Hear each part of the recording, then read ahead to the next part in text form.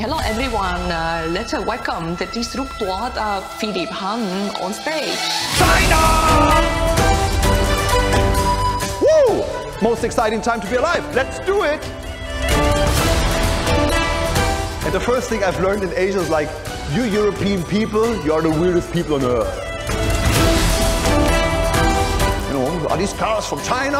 Yeah, they just have stolen our competencies. No. 99% of all inventions are not invented yet. I'm sad, no one loves me. I behave like a child. And you do every day, or once a week, or once a month, or once a quarter. Maybe in front of your employees. Or maybe you do it the whole time, just a tiny bit, and no one realizes it.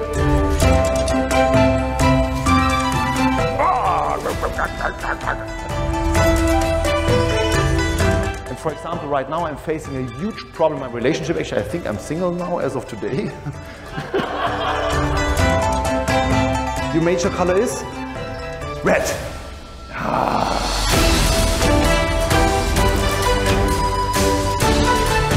Hyundai comes up with a drone. What? Hyundai? Hyundai is a car manufacturer. They have a drone? They have a drone. They have a drone? Yeah, they have a drone. What differentiates you from employees? You are waste. You don't create value. You don't. The people that code create the value. The people that code create value. You're waste. But your added value is leadership. This is the life of the disruptor. Philipp Hahn, hearty welcome. I want to propose an attitude to you. The attitude of what you don't know is more important than what you know. It actually took me a long time to understand that life is about injunctions of humbleness. And people are usually very defensive about what they know, right? And if we call a spade, why? Because there's a lot of insecurity inside us, and especially in days like this. It's very dynamic out there. And that's why usually people hold on to what they know. They hold on to the people, to the networks that they have. I have the Asian people over here, the Europeans, Americans, right? Somewhere here, Latin Americans, somewhere there. We usually hold on to what we know. But your life could be much better. You're not making everything out of your life. Neither are the people around you. So what I've learned when I founded my company is that I really didn't know shit. My first customer was BMW. I had 400 euros in my pocket. My sister and I did not have any clue about capital model, changing, audits, this, that. We were the worst consultants you can imagine. Like in a movie. We were shitting in our trousers the whole time because we didn't understand the language, like CLT, this and that, and IPS, and PPS, and AD. We entered into this fear zone. But we had someone, Herbert Diess back then, that said, I trust you guys. So, and I love this claim, motivate. And he motivated us, he inspired us. So we could what? Learn experiences. And by learning experiences, we created what? A new comfort zone. And if I'm good in one thing, this module, I suck at many things. I fuck up on a regular basis, relationships, you name it. But if I'm good at one thing, is going through these phases. And I can tell you, the most exciting people on earth are which people? Where are you from? US, where? Michigan, wonderful. So imagine you go somewhere to a ranch in Michigan and you meet John and Mary. And they've been living in this village there for 75 years. How exciting is this conversation? Without judging on them. Maybe, it lasts for some time, but it's not the conversation where you're like, what the heck? Wow. So now imagine you meet someone from Sydney that has been in some Samburu warrior in Africa and is living now, I don't know, in Chicago somewhere or in Hong Kong. What? Yeah, and I've been a helicopter pilot. Whoa! Who are you? What's your story? I'm going to show you now some stuff that is maybe a bit scary. Why? Because I'm with companies that want to change the world, believe it or not. They want to change the world. And it's sometimes very scary, even for me. You know, like if I look at certain facts, I'm like, ooh, that's a lot of facts. But at some point I realized, okay, I have to separate my fear from facts. Look at facts and learn. And yeah, indeed, Jennifer and I, we do a lot of projects. And I personally have contributed or guided or led 550 transformation projects so far. And I want to share some experiences of those today. And if you ask, okay, so what is he doing in these projects? First, what is the culture you want to have inside your organization? Now you can ask your question, what is the culture you want to have inside your team? Because you set the framework. After, we need processes, we need tools, we need rituals. You want to have fun with your teams? What do you do to deliver fun? You need rituals in place to deliver fun. No ritual, no fun. If you're not the most happy guy, if you're not the most funny guy, you set the framework. If there's no fun, no jokes from your side, don't expect fun from your employees because you set the framework. I set the framework. If I'm now aggressive, you suddenly feel, oh my God, what's going on? If I'm like, hey guys, all cool. You, okay, nice. You set the framework, so do I. What then? And then we do the change. And change is a continuous work. Every day, again. You stop changing, you stop playing the music, people sit down. I can tell you this, whether I hold a concert singing, whether I hold a speech, whether I do transformation, you stop the change, people stop. And that's what we do, right? What we do after work. After we do our workout stuff, come home, oh, so far. Netflix, whatever, WeChat or so, go on Alibaba, go on Amazon, check out stuff. We rest. And after, what do we do as well? Communication. And this, by the way, is, to me, transformation. So when we do transformation, we do culture, processes, change, communication. So now, next proposal. First proposal was, what you don't know is more important than what you know. The second proposal is, don't forget it. You have pen and paper in front of you. Now, my next proposal is, get out of this consumer attitude and be an active part. I mean, I had the honor to be a little bit involved here in this organization about what's happening. I don't know all the details, but I can tell you there has been so much energy up front for this experience here. And you are the stage, guys. It's everyone here, and I'm just a tiny little piece in here that tries to deliver energy, that tries to tell you, hey guys, you can do epic shit. And make sure you're not the consumer sitting in the chair like, okay, well, yeah, let's see what they're doing here. Yeah, nice, come on, entertain me. Don't do that. Make use of your time.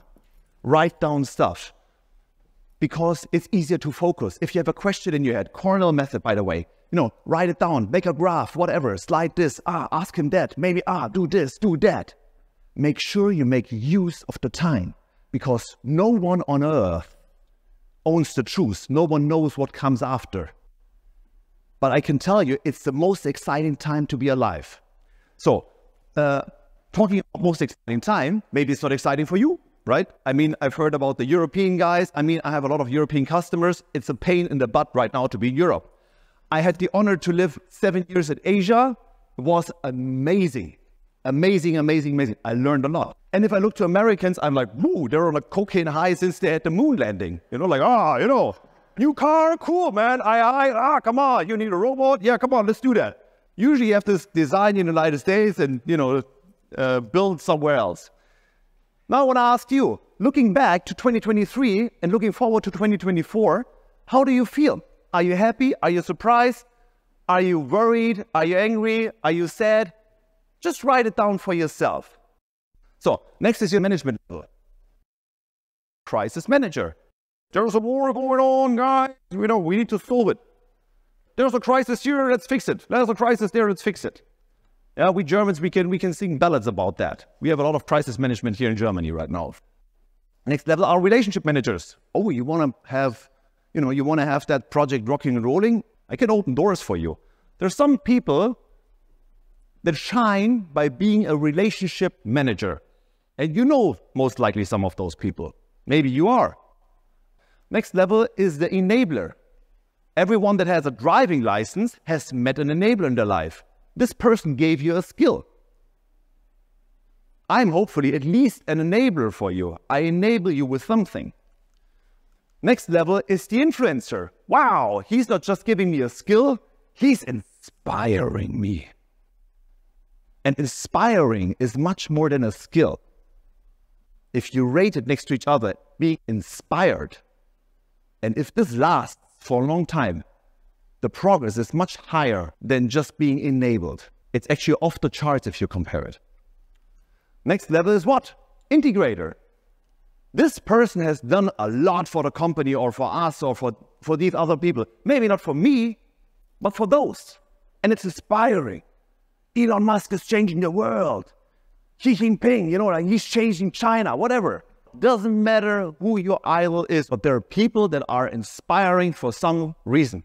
And then the next level are, wow, they're not just inspiring, they're not just enabling, they're not just solving crisis, they're doing something for me as an individual.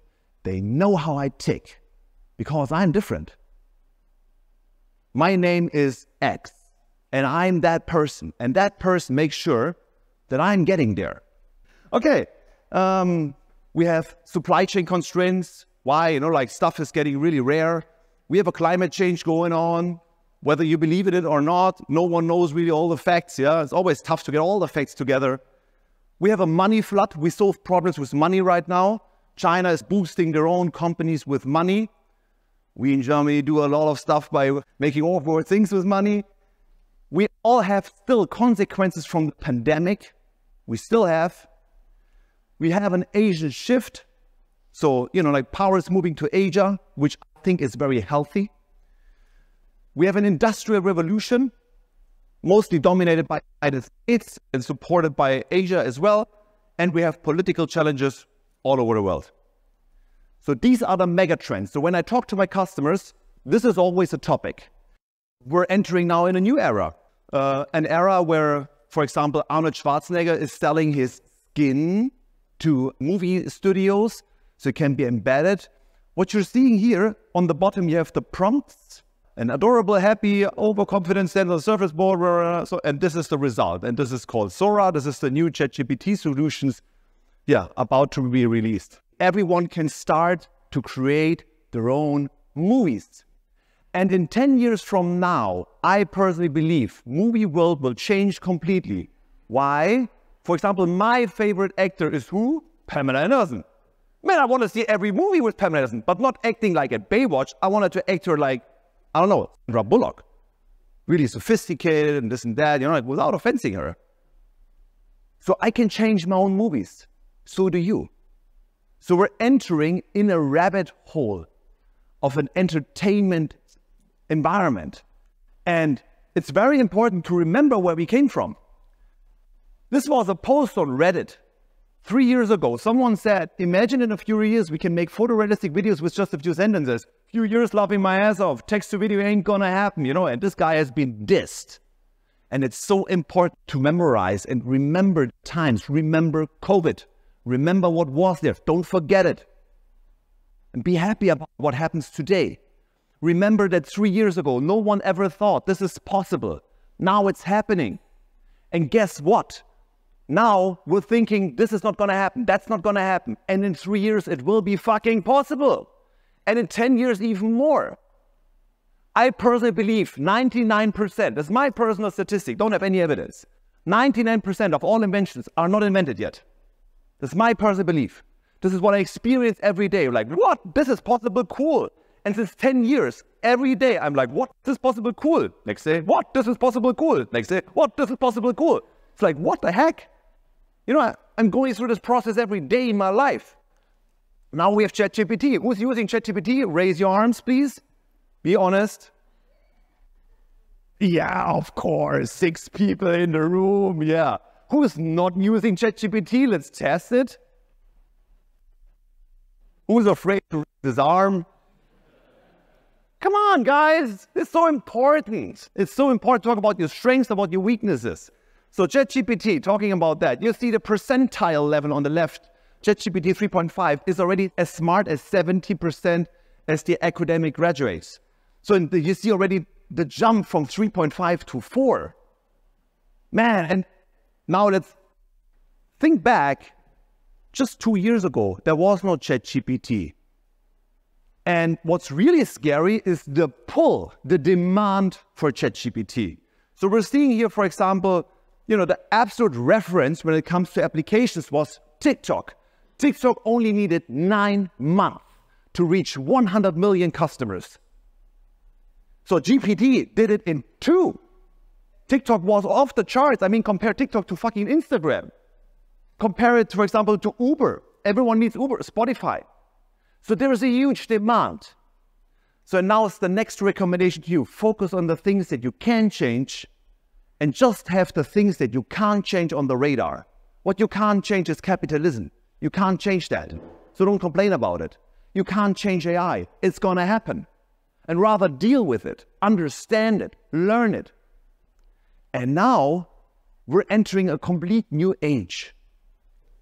We are the user and we have a user interface. What is a user interface? It's a visual, a visualization that I can make sense of. And behind is just zeros and ones. Now we're already experiencing, oh, there's ChatGPT. And this is, by the way, the command that you can use, the prompt that you can use and embed in your car or wherever. And for example, some companies are doing that already. BMW has Gen AI, sort of ChatGPT, in their car. Yeah, Xiaomi, for example, has now, their solution, Baidu Ernie, in their car. So they're using this already. You can use the prompt in your product. And we're entering into the next level already where we have a general AI assist. Meaning, okay, I'm sitting here at a speech, super exciting. I have to book a flight.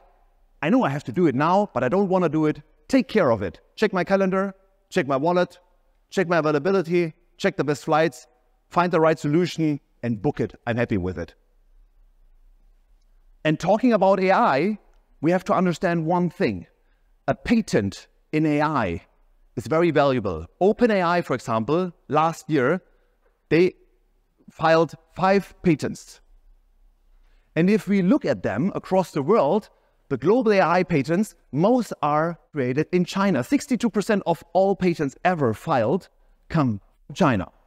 Big congrats to my Chinese friends. Amazing. Then we have 16% rest of the world. Korea, Taiwan, so on. Most, by the way, also Asia Pacific. We have 21% from United States. Cool, my American people, we're still there. Nice, but, if OpenAI just files 5 patents, we have to be much better at that. Europe, 1%. So, a little excursion, a little journey about what's happening right now in the Industrial Revolution. And for example, at BMW, we have already humanoids. You should check out Figure Humanoid on YouTube. Figure Humanoid on YouTube. Check that out. So also every year, I have the honor to guide top management through conventions. First time I've been in Shanghai, on the Auto Shanghai. First time was interesting for me. It was necessary to go there. And just to complete the picture, in 2013, United States lost the battle against the market of China. So in 2030s, the company said, okay, United States is not the top customer anymore for our cars. Now it's China. 2013. Remember the times now. 2013. We were filing strategies. China! And they were like, okay, major market now. Maybe more than that. I remember I was saying to Volkswagen, if you're not going to focus on China, you will have a red flag with yellow symbols right at your gate. They were holding on their beliefs, what I told you at the very beginning. They were holding on what they were believing. They were like, this crazy tattooed guy, it ain't going to happen. And now, sorry, I'm getting emotional now. Now, they just, started a fucking joint venture. with two Chinese companies investing 1 billion euros because they're losing ground massively. It's going to happen. So 2013, OEMs were like, okay, China's major market. 2019, I went on a convention. I said, look, guys, it's going to happen. Chinese, Chinese cars. Look at that. Oh, look at the gap here. Look at the fit, feel, finish. Oh my God, look at that. They were making fun of it. I said, guys, look at it. It's going to change. I was there again. I jump over the next 3 years. I was there again 2023. I had jaw-dropping moments. We had 93 world premieres, 91 brands in total, and majority from China. So meaning within 3 years, they came up with serial production cars. And this is a jaw-dropping moment because normally you need 7 years. Just to give you a little tour, we had the Seeker X. Seeker X, okay, CEO, take a seat. Yeah, wow, make your pinch and zoom. Ooh, that's much faster. Yeah, it doesn't feel like a single core processor from the 90s like in our shitty premium car. It feels amazing. It's super fast. We have automatic doors, we have LCD displays, we have sliding displays with finger gesture. We have 4D vibrating seats. Sometimes we have foldable seats that it gives you a first-class experience. European, Western engineers, they don't even think about the solutions. And, guess how much this car costs? 200,000 RMB, so this equals approximately $18,980. As well, it's not just the technique, it's also the interior. They're 5 to 10 years in advance to premium car builders. When it comes to stitching, when it comes to integrated seatbelt, when it comes to zero gravity seats. My most favorite car was the Li 7. It's a BMW X9 that doesn't exist. It's huge, huge, huge, huge. You see it here, yeah? You have lots of space. You have your first class lounge. The seats are moving with the push of a button. And then there's inflatable bed coming up, a king and queen bed, accommodating 4 people in an SUV. And fasten your seatbelt. It has a range of 1,315 kilometers. It has a 1.5 liter 4-cylinder engine, and it costs in China 42,000 euros. Boom. Boom. So now what's happening? We have some OEMs are changing the game. Some suppliers are changing the game. They're like, woo, most exciting time to be alive. Let's do it. We have intelligent interior. For example, when I was last time in China, a couple of weeks ago, I entered a car and the car asked me, you want to mirror your smartphone? I was like, yeah, of course, cool. I don't want to have Google, Apple Play. I don't want to have Mercedes, Benz, Xiaomi, whatever. I want to have my smartphone solution. I programmed my smartphone according to my needs. I want to have that as a display. Cool. Thank you, China. And that's why it's so important because, like everyone says, oh, the world, everything has to be equal. No, I believe in the hierarchy of competence. China is kicking our asses. And I'm thankful because I'm preaching stuff since many, many, many years to stubborn people that don't want to listen. And the same happens when you have a health problem. You want to have the best doctor. You need someone inventing. And right now, in Asia, there's a lot of magic happening, whether it's Taiwan, whether it's Korea, whether it's Japan, whether it's China. There's a lot of stuff happening, and suddenly people are like, oh, okay, what's happening over there? Are these cars from China? Yeah, they just have stolen our competencies. No. They maybe got inspired, and inspiration is off the charts. We already learned that. We have drivetrain concepts. We have huge IT jumps. Advanced driver assistance systems. We have tech giants getting ready. Have you seen the new Xiaomi? I have to create a slide for that. I'm a Porsche fan, from the very beginning. My first car was a BMW M3. My second car was a Porsche 911 Roof. Love that car. I played with the idea to buy a Porsche Taycan. But the Porsche Taycan is 250,000. It's an electric car. When I was in China, I was like, what the heck? This looks like a Porsche Taycan in the front and even cooler in the back because I once had the money to buy an Aston Martin. I had to sell it again because I needed the money in the company. But I have a Porsche in the front. I have an Aston Martin in the back. How cool is that? Crazy fast. Looks amazing. What is the price for that car? You know this car? 38,000. So, and who wants to buy a Porsche for 250 if I can have a Xiaomi for 38? Honestly, I don't give a shit about this Porsche anymore. I don't give a shit. I like Porsche. I love it. I love Porsche. But I'm not going to spend 250,000 if I would have the chance. Of course, it's not available in Europe yet. Not for that price yet. But it's going to happen at some point that they will be disrupted. Thank you, China. Do you know Series? Yeah. Company. Car company. No. Do you know Weltmeister? Do you know Fab? Great Wall. We just talked about the established OEM brands a bit. We talked about, BYD a little bit. GD Network, yeah, which is also Lotus now. Seeker. So, and now, as just mentioned, like with Xiaomi, we have tech companies coming at the market. And as you know, a tech company makes much more money than a mechanical car company. Alibaba and Co., they have much more money.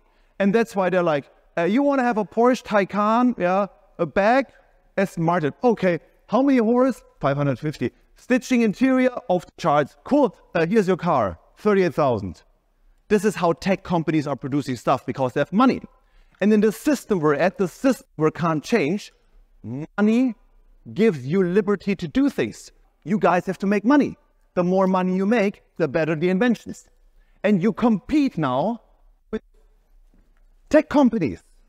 So as mentioned, I lived 7 years in Asia. And when I came to Asia, and I was so happy that I have Asian people in our crowd. It's amazing. So I went to Asia. I was like, oh, like what? You want to learn from us here?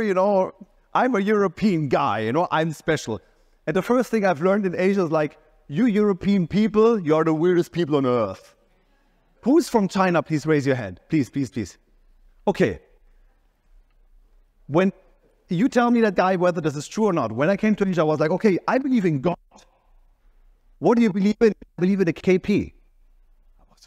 KP, who's that? Yeah, German. So, Inter-Communism Party. What? Yeah, I know some stuff is going wrong here. Whatever is going on in our country, we moved 600 million people in poverty to mid-earnings. If you have goosebumps, you're not lying. The people were telling me, I want to be proud of what I built, not of what I've been told to build. And I think it's amazing what you guys are doing right now. I've learned a lot in China. What have I learned? First, 996. I know the Chinese people don't like it that much, but it's 9 o'clock in the morning, 9 o'clock in the evening, 6 days a week. Vacation, give it to the company. Don't go on vacation. It's better. Better for your job. So 996, as mentioned, KP, so to me, Communism Party, German, sorry, as a purpose. Like, we're building something here. And whether it's Xi Jinping up here or whether it's a communist, doesn't matter. We now create our own stuff again. And let's don't forget, it's one of the oldest written languages on earth. They have some history, right? If we Europeans think, oh, we're the one with history, well, forget it, Unrealistic targets. When I met my Chinese manager, I was like, I need 10 years. He said, what about 10 months? So it's very unrealistic targets. And this is why they have changed developing cars so fast. And what I've learned, this Benny Hill show, this right? You know that song. This is how it was working in China. Like we built a car. And it was fun. It was chaos. Because everyone was starting totally in chaos. But somehow, and this is what agile is, somehow a perfect product came out. And we Germans were laughing about body speed because first we designed a car. And, the Americans are like, we do this stage first and we test it. And that's, we take this from aviation, technology readiness level. We need a prototype. We need this, we need that. And China, we start with everything right now. We're like, okay. And it's happening. And now we have multi-speed approaches in Western companies. There you go. My new residence now, I'm a Las Vegas resident. So I love to live there. Why? There's the CES. And when I was at the CES, there was Mercedes-Benz doing tank turns with their own G-Wagon, the old G-Wagon, you know that car. Again, the wheels spinning and rubber and this and that.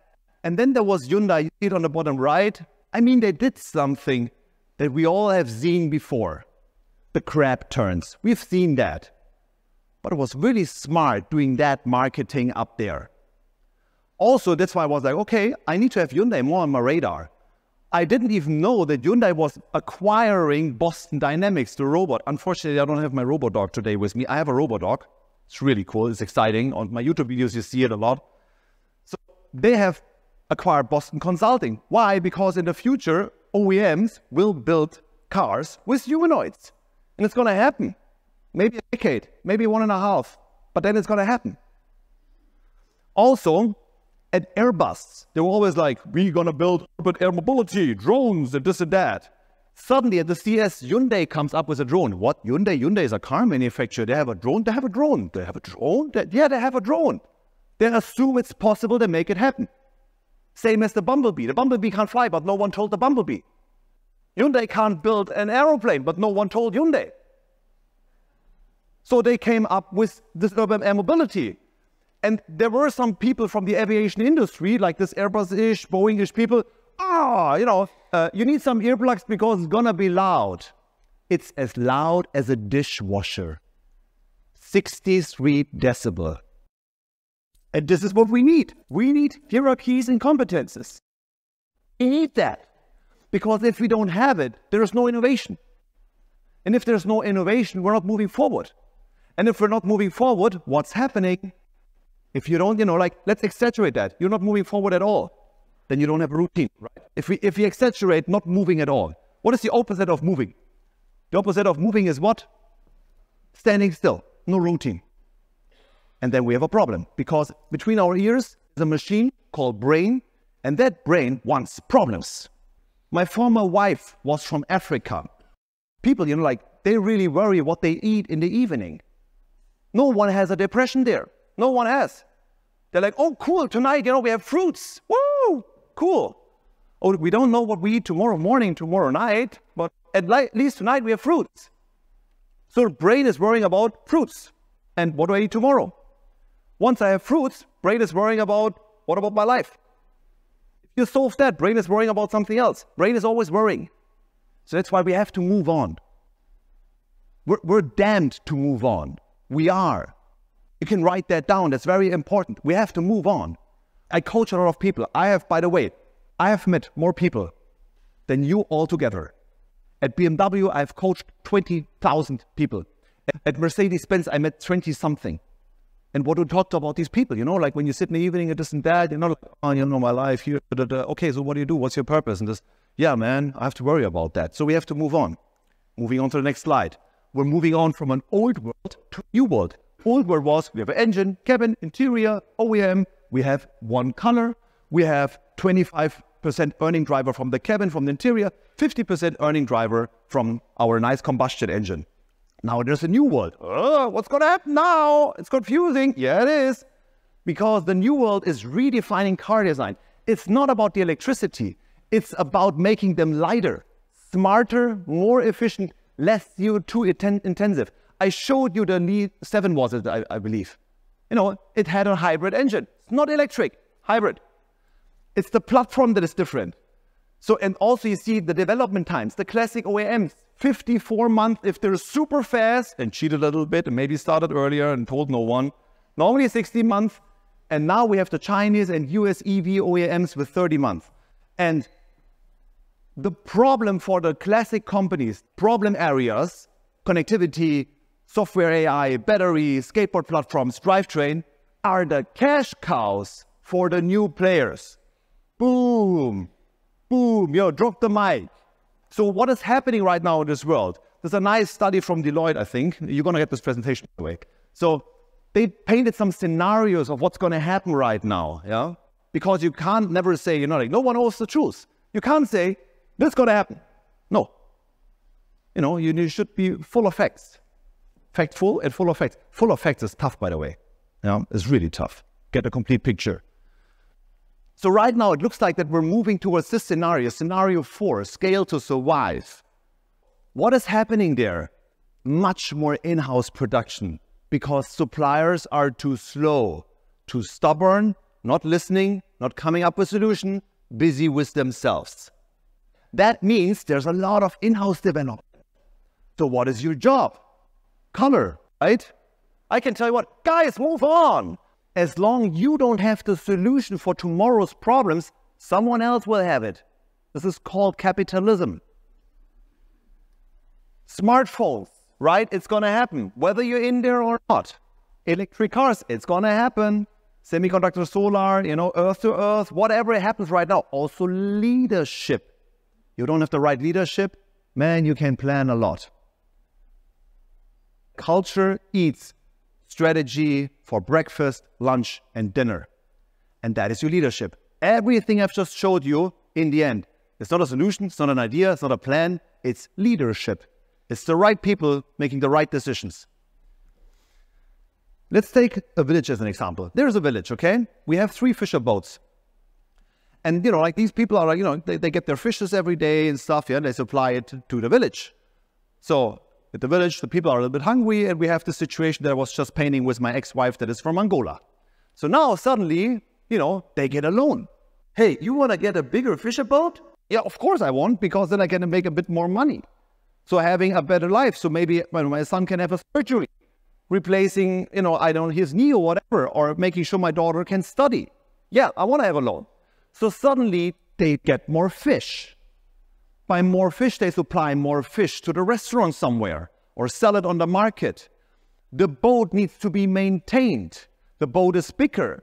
You need more people fishing. The system is called capitalism. I know it's a burden at some point, but it's also a light bringer because it saved us from poverty. It's the framework we're at. And maybe it's a light bringer. Maybe capitalism will make sure we become a multiplanetary species. Will maybe at some point, do the unexpected and leave our solar system. Who knows? I've learned in my job. Who knows? No one owns the truth. This is what I'm learning every day. The thing is, you have to make money. As the company forges ahead, EBIT serves as the sail, propelling your progress. And the money can be used so you have a nicer boat. So imagine that's capitalism. Capitalism, it always is water dropping. And always new companies coming. Yeah? Oh, the one from China, the one from Taiwan. There are always companies coming, yeah, the whole time. And some are going, of course, yeah, till the water drops. So I don't create this mess. And that is your company. You lose ground, other companies are coming. Very simple. It's very, very simple. And your finger is what? Innovations. How do you get innovations? With money. What is money? EBIT. Who's creating EBIT? You. You are creating EBIT. And that's why it's very important to be inspired. The framework you're in is called capitalism. The framework your employees are in is called, what's your name, please? Teddy. The framework your employees are in is called Teddy. They can't change Teddy. Maybe they can.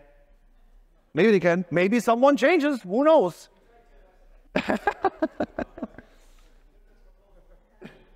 But that's the system they're in. So be a good system. If you come to work every day sad, angry, worrying, I've been to a convention, or I've been to a convention, or I've been to an event. They know, okay, shit. If you tell them, guys, things are changing. Now is your time. It's really epic. They're like, boom, what's going on? But you need to create a huge spark. And not a missionary spark, like not missionary zeal or so, but you need to create a big spark to inspire them. Be aware of your mood. What I do every day, I mark myself, where do I am? And for example, right now I'm facing a huge problem in my relationship. Actually, I think I'm single now as of today. Yeah, that's a ring. Yeah, this is the life of the disruptor. Yeah, so it's somewhere here. So now I can be sad, I can be worrying, but man, it's gonna happen. And I'm gonna learn. I'm gonna learn by entering the fear zone. I know. I'm gonna learn by learning with new experiences. I have to get my shit together. Where do I fuck up on a regular basis? I fucked up a lot in that relationship. And now what can I do? I can learn. I can become a better self. I can enter the race of competencies, the hierarchy competencies. I can take part in it. So that's why that is important. And every day I check my status. Where am I? And it's very important because fear, like if you're often sad or worried, or if you track with your employees And you see, oh, Vanessa is always sad. Anna is always sad. Mike is always sad. What is sadness? Sadness is fear. And if we look at COVID, I was in Vegas, and Vegas was like, Sin City is going to happen, like there were still parties. I actually had trouble to get a PCR test to fly to Europe because, at the test station, the window was broke. I didn't even get a test. You can go to my Instagram and see there was some party in Vegas during COVID. And I'm not against or, for COVID. COVID is happening. I don't judge on it. It's a system I can't change. I can just see, okay, so where do I survive best? How can I move on to create stuff, to change people, to transform? I decided I go to Vegas. So we see in the United States, there was a lot of optimism. People were like, yeah, cool. Also in China, where people have been locked down to their homes. I mean, I have a huge network in Asia because I lived there 7 years. So a lot of people were like, yeah, we're going to get through this. I know it's challenging. I know it's tough. I know it's strict. I know it's hard, but epic shit is happening in China. We will survive somehow. And I remember Europe. Oh, the world is changing forever. There will be never concerts again. This is the last concert you've been. 2019 was the last year. People were telling me this every day, but they don't remember anymore. And that's why, remember how I started this presentation. We have to remember. It's very important. We European people were the most pessimistic people on earth. And of course, the worst of them are the Spanish and the French. I don't even know why the Spanish are there, but Spanish. I lived also 3 years in Spanish. I think I can relate somehow. So, and what is fear? Your amygdala and hypothalamus, they're playing a huge part because they stop your prefrontal cortex from acting boldly. Because it migrates you down to your reptile brain area. Boom, here you are, there. And what happens? I can tell you right now, after my relationship issue, what happened with me. Having fear. I was like, shit, what's going on with you? Are you meeting some other guys? What is happening here? And then I was like, there's terror and angry and I'm sad. No one loves me. And I behaved like a child. And you do every day at some point. Or once a week, or once a month, or once a quarter. Maybe in front of your employees. Or maybe you do it the whole time, just a tiny bit, and no one realizes it. We should realize our emotions. Because you can't make epic shit with trousers full of shit. Very simple. You need this boldness that we have right now coming up in Asia. Fear is not a good supporter. Of course, you shouldn't overdo it. But you should observe yourself, reflect yourself. And one other thing we never talk is testosterone. I have to commit. I was injecting once testosterone. So never been an addict to something, but I can tell you testosterone was the coolest thing on earth. Why? Because if you don't have too much self-awareness, if you don't feel too comfortable inside your body, testosterone will help you through the day. So when you inject that, you're like, woo, well, I'm cool. I'm strong. I'm better than many others out there. So testosterone lifts you up. You're like, woo, okay. I want to go there. Feet, please touch the ground just to move the direction. Yeah, cool. Okay, I want to go there. Oh. Your arms become wider, your shoulders become wider. You feel everything is good suddenly. And not just the guys, also the ladies. You can produce this as well. So what does it give to you? It gives you self-confidence. It gives you short-term concentration. It gives you mood swings. And guess what? Our body is capable to create this in leading positions. Luckily, there's no leading position here, right?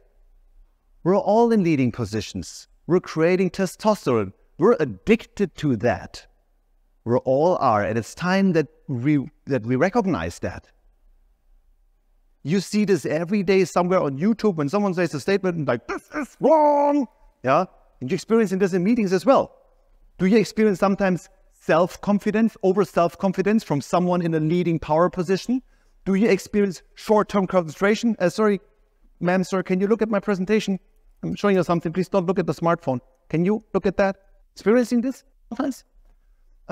Mood swings, high energy levels. I think you should be more ambitious. Yeah, make a proposal. Go make a proposal. Come tomorrow. We've all experienced this. We all.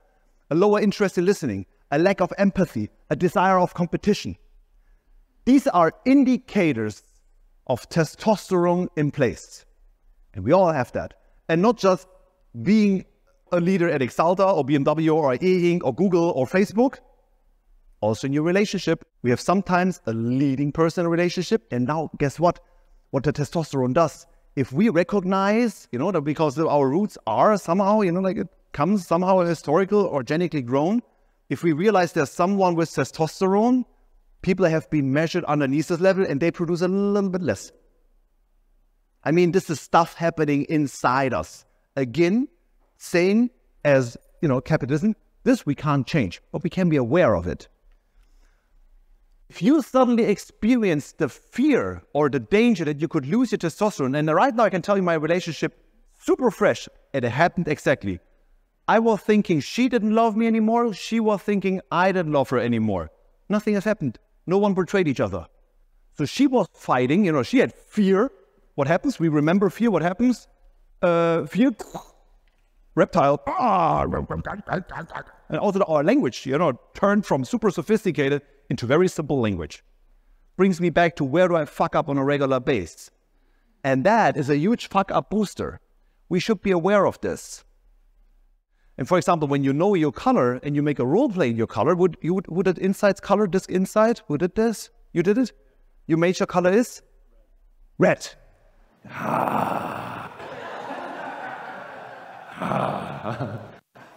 Come on. Red is cool, right? It's better to be red than yellow, right? Or blue. How do you like the green people? Huh? You feel it? And we have to be aware of that. We have to treat ourselves as patients. Yeah? You have to treat yourself as someone you have to help. We have to have an inner dialogue every day. Challenge ourselves every day. And there are many studies, it's not just me saying this is really happening. I mean, the whole presentation is full of studies and links and this and that. You can click on that, you get that zebra study, cookie study, and so on. So now we have learned we can't rely on happiness itself. Now we learned we can't rely on our testosterone. We need to rely on something else. So, and the polar star, the North Star, is something cool to rely on. If we rely on happiness, our brain will fuck it up. Because testosterone kills swarms. If I tell you it's going to happen that way, you take the pen in your right hand, and this is testosterone driven. If you tell you, do it your way. I'm happy to inspire you. You decide whether it's right or wrong. This is swarm intelligence. This is no existence of testosterone. And this is how people want to be treated. But the full potential comes with a North Star.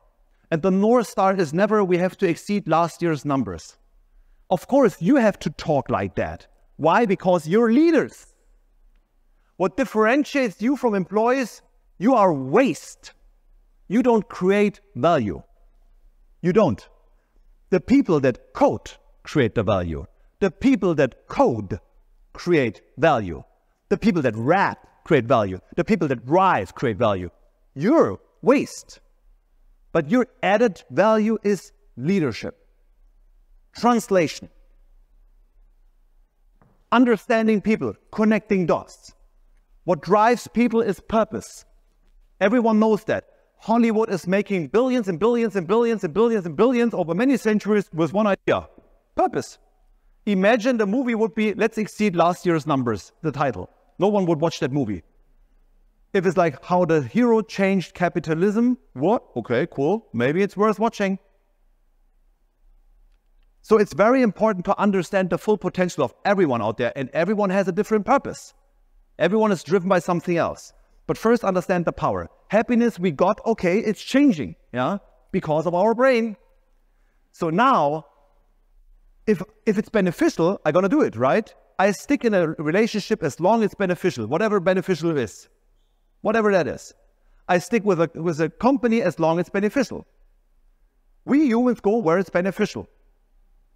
Very simple.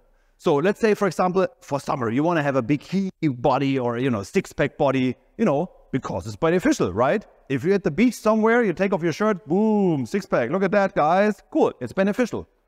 Yeah, there will be some efforts to go there. There will be some efforts to reach it. But if your doctor tells you, if you're not going to have a six-pack, you will not survive summer. We're not talking about beneficial anymore. We now have a purpose. and the purpose is called life. And your impact, your efforts will be off the charts. Why? Because you suddenly have a purposeful situation, a purposeful meaning, a purposeful goal. And you're going to have a hardcore invest. And I told you, everything I've just showed you is not the Chinese, the Americans, is this and that or that company or this. No, it's people that have a hardcore purpose. It's not about making money. It's about inspiring. It's about understanding each other. Who are you? Sean. Who is Sean? Okay, it's an area, right? Cool. So we don't want to talk about location, we want to talk about Sean. Who is Sean? Parents. Yeah. Well, you see, it's a difficult question to ask yourself. Who are we? We're not the name we're given. We're not the region we're born. We're not the people we live in. We're complex. And it's a good question you should ask yourself. But as leaders, your responsibility is to give answers to who you are and ask yourself, who are your employees? What drives them? You know, create slides like that from your employees.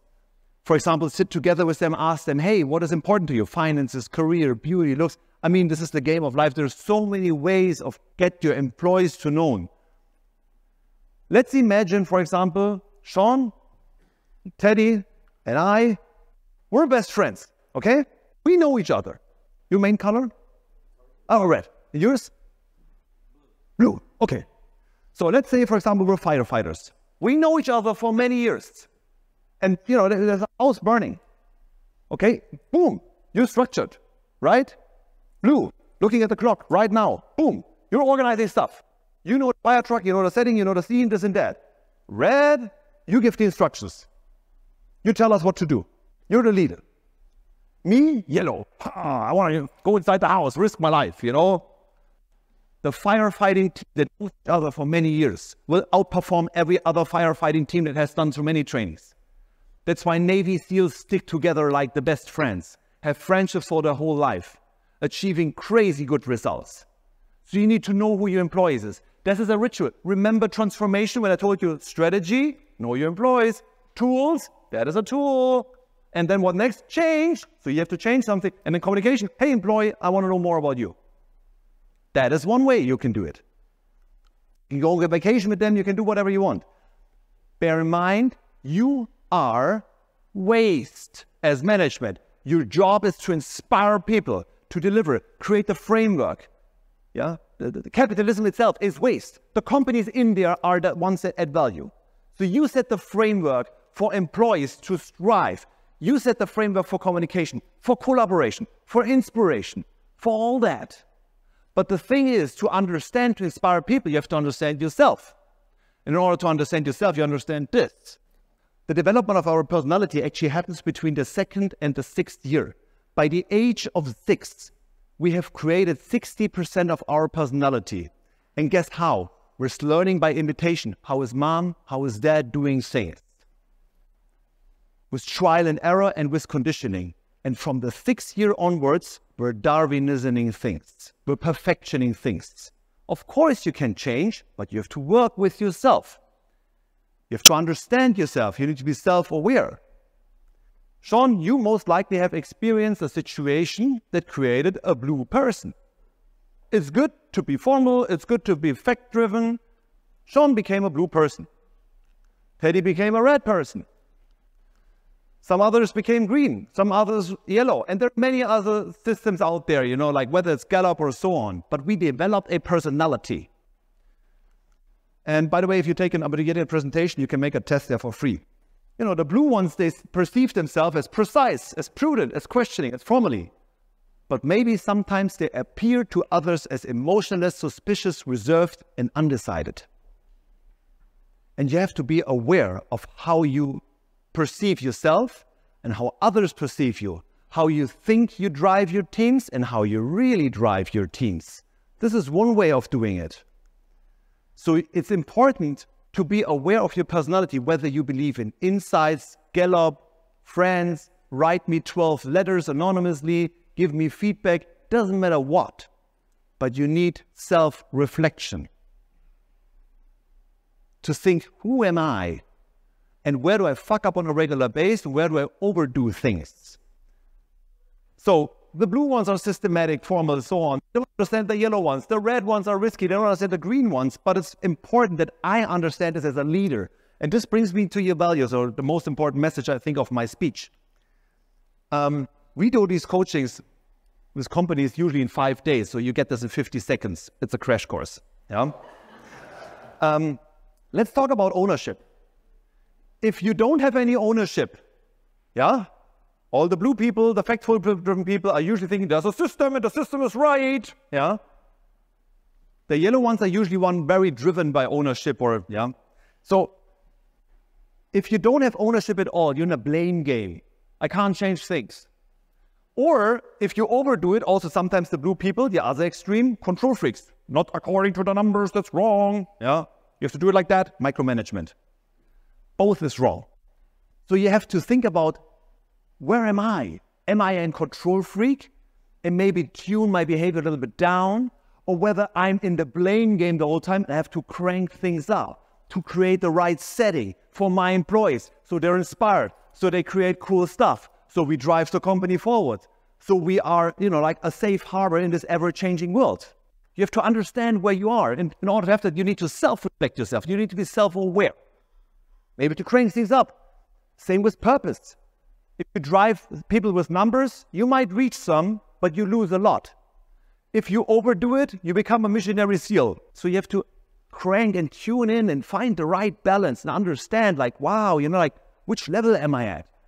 Same with collaboration. If there's no collaboration, there's a silo. If you overdo it, you're catering people. This person has to be happy and that person has to be happy.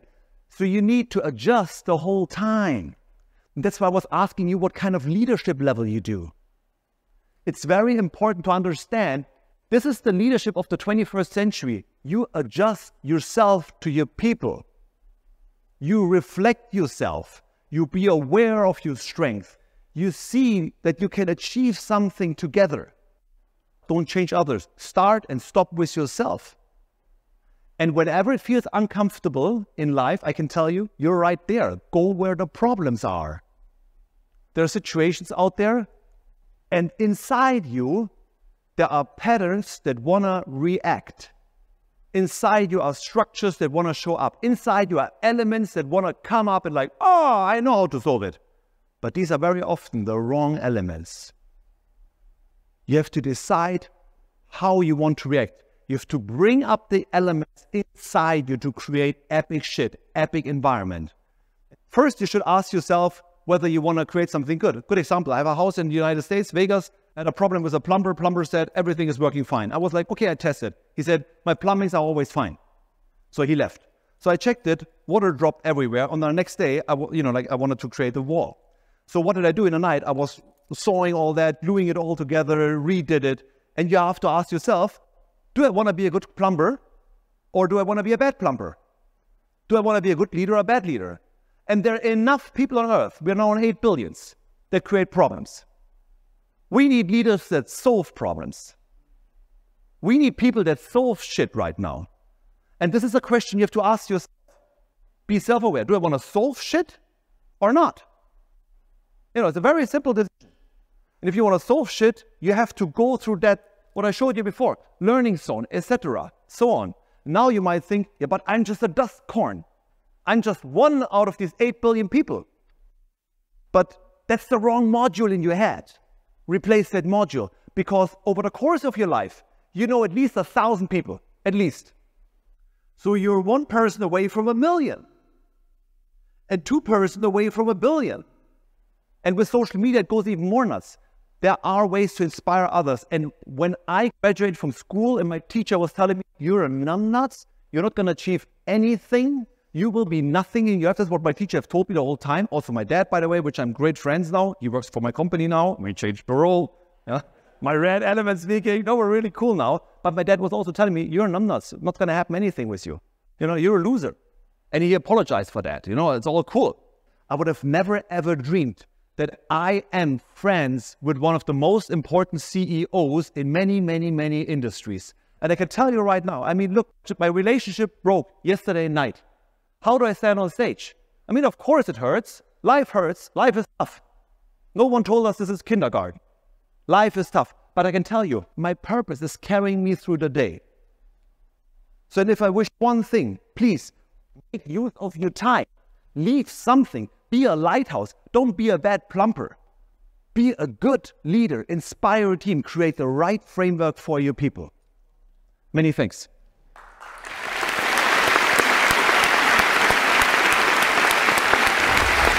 For